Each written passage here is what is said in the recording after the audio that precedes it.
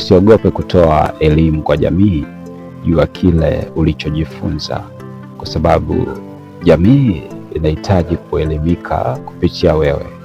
Kwa hiyo usijione ya kwamba haufai, haustahili. Usichukulie hivyo. Ikiwa Mungu amekubariki, una mafundisho ya dini yoyote yale yanayokubalika katika jamii, usibaki nyuma.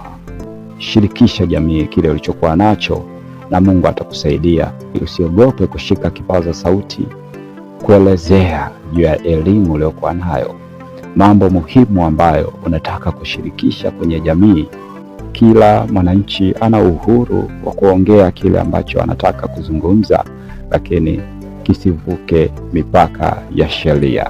Kwa hiyo ikiwa wewe ni mwalimu katika mambo ya afya, katika elimu ya kijamii, chochote, utaalamu, juzi wote uliokuwa nao, usiwe mchoyo wa kutoa mafundisho hayo kwa jamii, ili watu waweze kujifunza, ikiwezekana kupata ajira kupitia taaluma uliokuwa nayo.